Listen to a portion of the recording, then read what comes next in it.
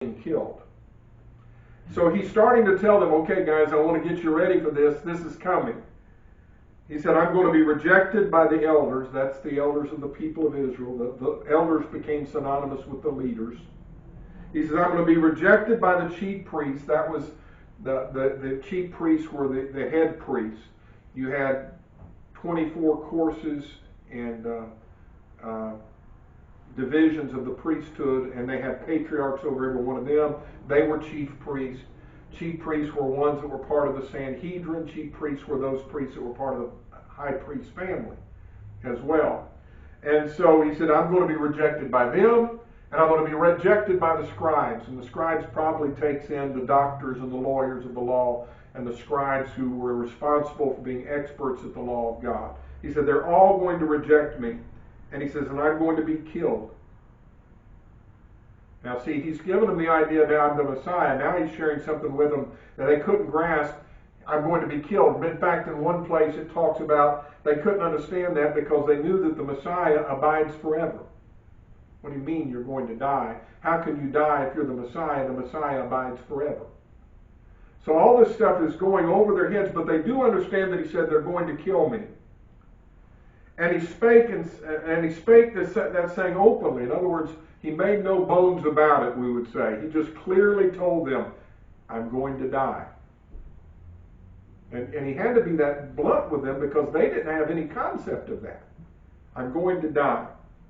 And Peter took him and began to rebuke him. You know, I was reading about this when it says he took him. The terminology that's used there implies that Peter, when he says, what does it mean he took him? He grabbed a hold of it. But the terminology seems to imply that he embraced him. And he said to him, what does he say here? He says, he began to rebuke him. You know, Lord, that's not going to happen. I'm not going to let them kill you. You read the other accounts, and this is what it talks about. I'm not going to let them kill you. Be it far from you. So he's embracing Jesus. Master, be it far from you. I'm not going to, we'd say Peter was feeling his oats. He just got through with this big revelation from the Lord, and now he's, no, Jesus, you're not going to die. We won't let you die. And so it says here, but when he had turned about and looked on the disciples, he rebuked Peter. Now, why would it say he turned toward the disciples and rebuked Peter?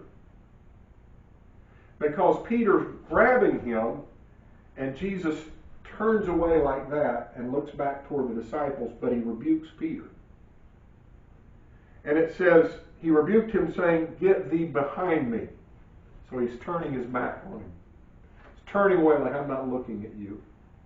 And that's why he's turned and looked at the disciples. He's turning away from them, away from Peter. Get thee behind me, Satan. The word Satan means adversary. Get thee behind me, Satan. I recognize you. I recognize the adversary. For thou savorest not the things that be of God, but the things that be of men. You're not about the things of God. You're about the things of men. Peter had gotten into this idea where he was going to, we're going to sit upon the thrones with him and we're going to reign, and he wanted to be, in charge of all this. But the reality is, behind all of this, behind this spirit that had taken hold of Peter, was the idea, I'm going to keep him from the cross. And Jesus said, you're not going to keep me from the cross. And you think you're doing this as a show for all these guys over here, showing you, oh, I'll never let you do this. But you don't understand, Peter. You're thinking in human terms and not in God terms. You're pursuing this fleshly pursuit, but you're not pursuing the things of God, because the will of God is for me to die on the cross. And so he rebukes Peter for that. And tells him, no, this is why I'm here. Peter naturally in his mind thought, I'm going to stand up for Jesus. But he wasn't standing up for Jesus. Jesus' plan was to die on the cross, and anything that got in his way. One of the things, and I'll bring this up when I preach sometimes, Peter was used by Satan and didn't even realize it. He thought he was his own thinking, doing his own thing, but reality, Satan was saying, stop it, Peter. Step forward, be the man. He's looking for somebody to stand up and oppose this. And so he doesn't say, get thee behind me, Peter. He just says, get thee behind me, Satan. And so he saw the Spirit behind it. And when he had called the people unto him, with his disciples also, he said to them, whosoever will come after me, let him deny himself and take up his cross and follow me. Man, that's now you understand. He says, I've got to go down here and die. Now he gathers people together and says, and whoever will come after me, deny yourself, take up your cross. So he's referencing how he's going to die. Take up your cross and follow me. In other words, imagine Jesus with, we look at it like this, like he's carrying the cross over his shoulder. It's probably more like he was carrying it like this, like a cross beam type thing. But however it was, he said, get in line. If you're going to follow me, put your cross on and get in line and march with me to the hill. And deny yourself. In other words, self has its own desires, its own vision for its life, for its own plans for life. He says, you got to put that on the back burner. It's not about your plans. It's about my plan. And he says, and you're going to have to become a willing partaker of my sufferings. You're going to have to be willing to die for me as well. He's teaching the disciples, oh, I'm not the only one going to die. All of you are too. You understand? Judas would betray him. John would die, would be the only one that wouldn't be directly die from martyrdom. But all the rest of them, he said, you're all going to die. And if the cause is going to go forward, I'm not the only one that has to die, but you're all going to have to be willing to die. Jesus died to pay the price, but we have to be willing to give our lives to spread the gospel of what he's done. We follow in his footsteps. And so he goes on to say in the next verse, for whosoever will save his life shall lose it, but whosoever will lose his life for my sake and the gospel's, the same shall save it. In other words, he said, if you're not willing to give your life, then what you'll end up doing is when they threaten you, you'll abandon me. And he says, and if you save your life by abandoning me, you're going to lose your life. Because if you turn your back on me, you've turned your back on life. He said, but if you'll give up your life for me, there's an eternal life waiting for you. So you have your choice. You can either be willing to give up your life in this world for that one, or you can give up that life for this one. But you've got to make your choice. So he said, I'm telling you, deny yourself, take up your cross, and follow me. And he says in verse 36, for what shall it profit a man if he shall gain the whole world and lose his own soul? Or what shall a man give in exchange for his soul? So he's telling us, listen, you could save your life, but what would it to keep things in this world? But what would it profit you if you kept everything in this world and you lost your soul for eternity?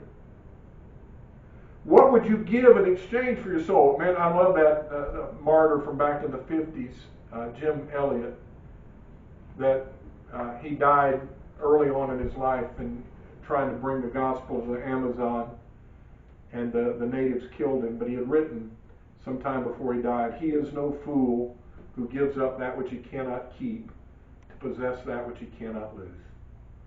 He is no fool who gives up that which he cannot keep.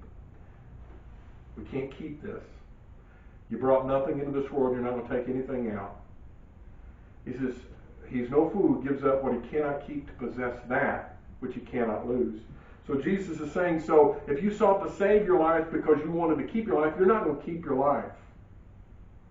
And if you do it because you don't want to lose anything in this world, you're not going to keep it either. And what is there in this world you'd be willing to exchange your eternal soul for? This is how serious it was. Jesus was telling them, you're either going to have to follow me and take what comes, or you're going to be lost forever. But that's your only choices. What would you give in exchange for yourself? If you believe that I have the words of eternal life, what would you give? in exchange for your soul. Whosoever therefore shall be ashamed of me and of my words in this adulterous and sinful generation, of him also shall the Son of Man be ashamed when he cometh in the glory of his Father with the holy angels. Listen to what he says. Whosoever therefore shall be ashamed of me and of my words, not just me, but what I've taught, what I've said, what I say is right, what I say is wrong, I'm ashamed to be associated with that. He says, if you're ashamed of me and of my words in this adulterous and sinful generation. Now, sinful we can understand. I want you to think about this for a minute. Nobody's ashamed of anything they do. People parade it out in front of everybody saying, this is what I do. I live with this person and I'm not married to them. I commit adultery. I'm a homosexual. I do all of these things and nobody's ashamed. And yet the devil intimidates Christians to be ashamed to be associated with Christ. Wow. And he says not only sinful, but it applied to Israel. Now it applies to us as the church. Adulterous generation. What is he saying? Why does he say adulterous generation? I believe what he's saying is you made a covenant of faithfulness to God and you're unfaithful to God. These people have made a covenant that they would abide by the laws of God. They're not abiding by the laws of God. They're committing adultery in a sense to God. And he says, if you're ashamed of me in this sinful world where people are not keeping their covenant with God, and you're ashamed of me and my words and of keeping the covenant with God, he says, then when I come in glory from my Father with all the holy angels, he says, then I'm going to be ashamed of you. If you deny me, I'll deny you. So don't deny Christ here and think when you get to see him.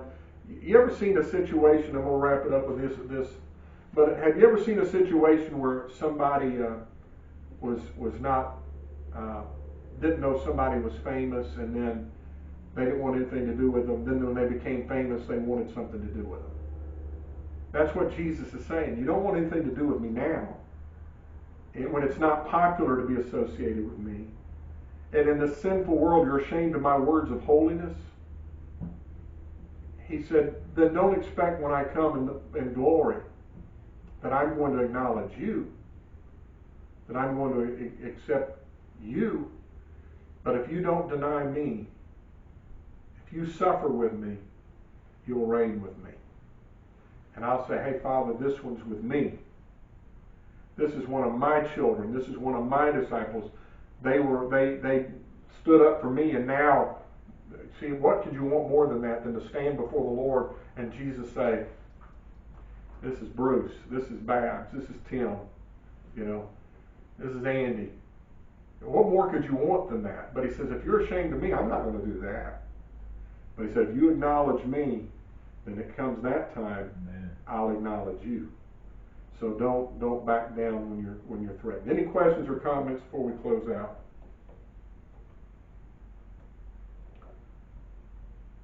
All right, we'll stop right there and pick it up next time on chapter 9.